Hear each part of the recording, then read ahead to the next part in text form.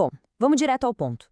O objetivo da nossa análise hoje é pegar aquele conceito que muitas vezes faz a gente querer sair correndo, sim, aquela matemática financeira que parece árida e puramente teórica, e transformar isso em um conjunto de ferramentas reais. Ferramentas que empoderam qualquer consumidor ou investidor no dia a dia.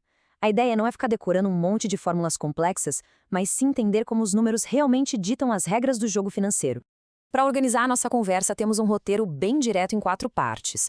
Vamos passar pelo valor do tempo, pelo contraste brutal entre juros simples e compostos, pela verdade que fica escondida nas taxas de mercado e, por fim, vamos descobrir o preço real daquelas parcelas que parecem tão inofensivas. Começando pela parte 1, o valor do tempo. Sabe, para entender de verdade como as finanças funcionam, a gente precisa começar por uma premissa básica de como o tempo afeta o dinheiro. Pense no seguinte dilema clássico.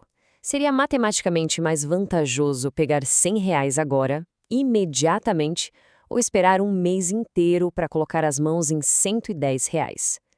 Embora a resposta possa parecer meio intuitiva, a base matemática por trás dessa escolha é exatamente o que sustenta todo o mercado financeiro.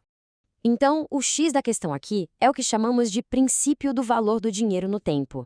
Basicamente, R$ 100 hoje poderiam muito bem ser investidos a uma taxa hipotética de 10% ao mês, chegando aos mesmos R$ 110 lá na frente. Ou seja, pegar o dinheiro hoje não é só uma questão de impaciência, é garantir liquidez, controle e a capacidade de fazer esse dinheiro render.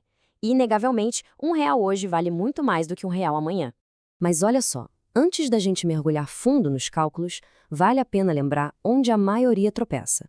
E spoiler, o maior obstáculo raramente é a matemática. O primeiro grande erro é o português financeiro, que é simplesmente não interpretar direito o que o problema está pedindo. O segundo é o famoso dedo torto, aquele erro bobo de esbarrar no número 9 quando se queria digitar o 8 na calculadora. E o terceiro é o olho que não vê, tipo bater o olho no número 5.000 e por distração ler apenas 5. No fim das contas, prestar atenção aos detalhes é o que salva a pele. Passando para a parte 2, a grande batalha entre os juros simples e os compostos. A diferença entre essas duas metodologias é gritante. Os juros simples são como uma caminhada em linha reta. O crescimento é plano, porque a taxa incide sempre e apenas sobre o valor inicial. Já os juros compostos, esses funcionam de uma maneira muito mais agressiva. O crescimento é calculado sobre o principal mais todos os juros que já foram acumulados antes. É o clássico juros sobre juros, que cria aquele autêntico efeito bola de neve. E quando a gente joga isso em uma linha do tempo de 10 anos, a coisa fica assustadora. A linha que representa os juros simples segue ali, retinha, sem grandes emoções. Mas a linha dos juros compostos dá uma guinada absurda para cima, de forma exponencial, deixando o crescimento linear comendo poeira. Essa explosão visual é literalmente o motivo pelo qual o sistema financeiro global opera quase 100% em regime de juros compostos. Entrando na nossa parte 3, a verdade das taxas. Entender aquele efeito bola de neve é absolutamente crucial, porque o varejo adora usar um marketing bem esperto para esconder a matemática real. É fascinante ver como o anúncio é construído para parecer irresistível. Olha essa oferta fictícia, um carro por 23 mil à vista, ou 40% de entrada e 24 parcelas de 830, com a promessa de uma taxa de juros de apenas 2% ao mês. Para quem olha rápido, 2% soa como um negócio amigável, não é? Só que a matemática não perdoa ilusões. Quando a gente coloca os fluxos de caixa dessa oferta numa calculadora financeira para descobrir a taxa efetiva, o susto vem.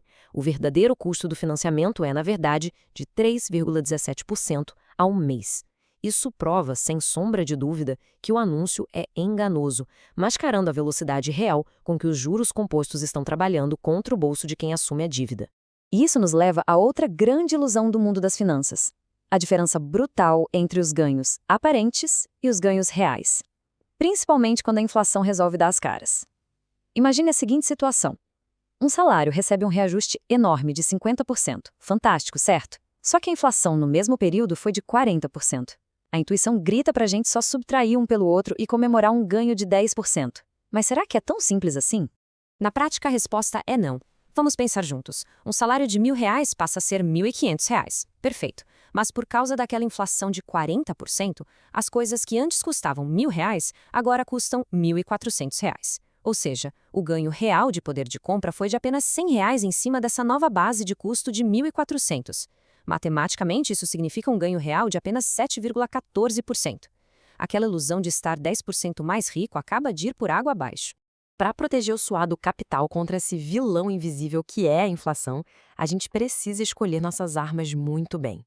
O mercado tem opções pré-fixadas, onde já se sabe exatamente o retorno desde o dia 1, garantindo previsibilidade, e existem as taxas pós-fixadas, onde o retorno final é um mistério até o resgate, geralmente atrelado a um indicador dinâmico como a própria inflação. Saber escolher entre ter certeza do número final ou proteger o poder de compra real é o que separa amadores de profissionais. E, finalmente, chegando na parte 4, o verdadeiro preço das parcelas. Para entender financiamentos e hipotecas, a gente precisa falar do famoso sistema Price. A regra de ouro dele é parcelas rigorosamente iguais, do primeiro ao último mês. Mas o pulo do gato está em como esse pagamento é dividido. Todo santo mês, uma parte do dinheiro é sugada imediatamente para pagar os juros que o banco acumulou. E só a quantia que sobra é que vai de fato amortizar, ou seja, reduzir o saldo da dívida principal. Observando os números frios de um empréstimo de R$ 100 mil, a mecânica se revela. Notem que a prestação fica cravada em pouco mais de 23 mil. Só que no mês 3, a fatia levada só para pagar juros passa de 3.100. Já no mês 4, com a mesma prestação igualzinha, a parte dos juros cai para perto de 2.100. Por que isso acontece? Porque a cada mês que passa, os juros são calculados sobre uma dívida que está encolhendo. É a matemática trabalhando mês a mês a favor da quitação. Com todas essas fórmulas traduzidas em insights da vida real, o bicho-papão das finanças desaparece. A matemática deixa de ser uma inimiga e se torna um baita escudo. E a provocação final que fica para cada um de nós fazer uma auditoria nas próprias carteiras é a seguinte: será que as decisões financeiras de hoje estão realmente construindo riqueza de verdade e vencendo a inflação? Ou estão apenas financiando uma ilusão de crescimento enquanto engordam o caixa das instituições credoras? Ter a resposta para isso a partir de agora é só uma questão de fazer a conta certa.